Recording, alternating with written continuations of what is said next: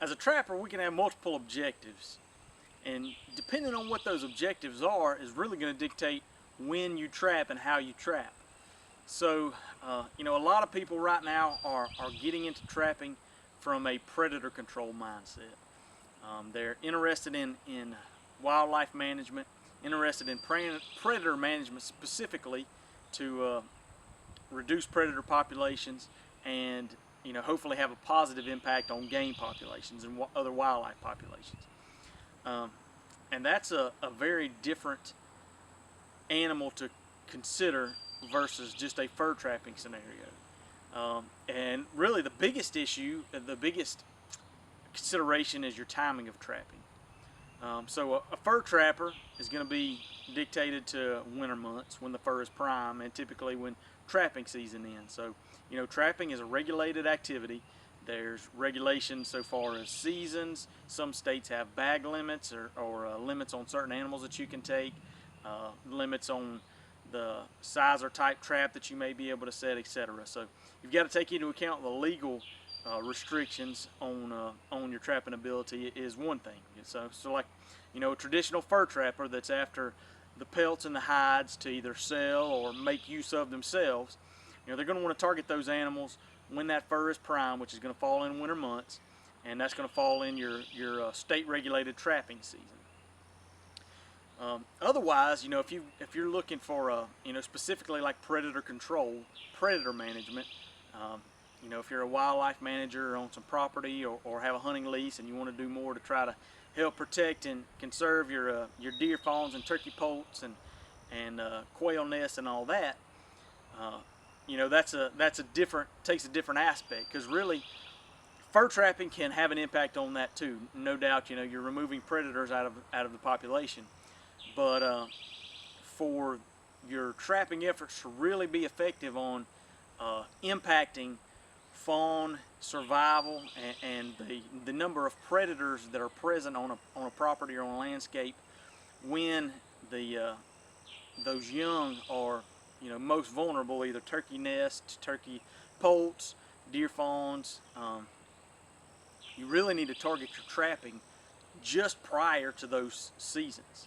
So, you know, here in the South, most of the time you're looking at May and June for fawning and you know, maybe an April-May turkey nesting season. So if you so that would put your target trapping dates in the March-April range, and that's going to remove predators. And what winds up happening is that you create it's called a sink or source sink environment. So when you remove predators from a population, from an area, you know, in most instances there's an adequate population of predators in the surrounding area.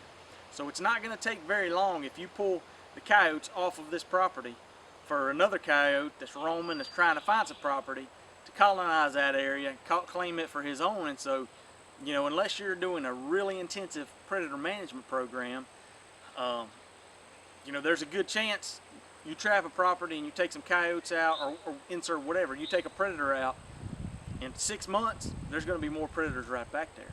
So that's the way that you have an impact, and that's why if you're just trapping during fur trapping season, you may not be impacting predator populations as much as you would like, because that gives time, you know, from December, January, February to May. It's plenty of time for coyotes that are on the move, that are trolling, looking for property, juveniles from last year, to move in and set up shop.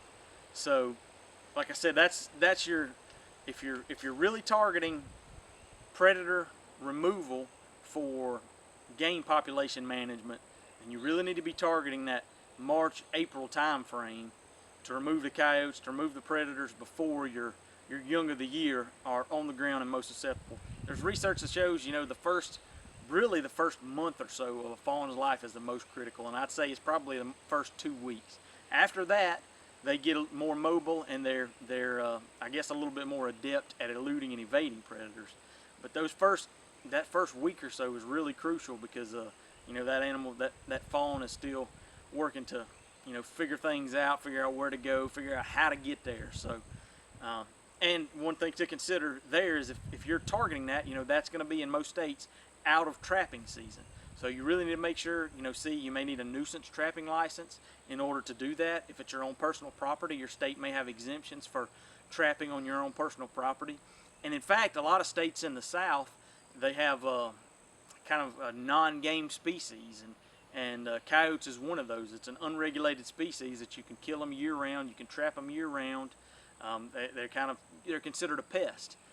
The only caveat to that is, if you're trapping and you're trapping for coyotes, those same sets are going to be attractive to bobcats and foxes. You can take some precautions, increasing your pan tension, just using coyote urine and coyote scents. So you can take precautions to try to restrict the amount of non-target catches you're getting, but there's still the chance, the opportunity that you can catch a non-target animal that may either have to be released. So you need to keep that in mind, keep your local regulations in mind. And if you're trapping in a time period like that, you can only remove coyotes. You really need you a catch pole. Some states require that you carry a catch pole with you, but a catch pole is just something that you slip around the neck of the animal and allows you to more easily, it's a dog catcher pole is all it is. They're pretty simple, but it allows you to safely remove and release that animal from the trap without harming yourself or the animal. So that's a couple things to keep in mind. Like I say, depending on your target and what you're after. If you're after fur, you're going to be trapping in the wintertime during trapping season when it's cold. And if you're after wildlife management, predator removal, and increasing game populations, you really need to be targeting your trapping time pre-fawning, pre-nesting season, which is going to be spring, late spring, March, April, maybe into May. So hopefully that'll help you get lined out and get a plan together for when you're gonna get out there and get after it. Because no matter what you're doing, you can't set traps. You can't catch anything without any traps set. So good luck.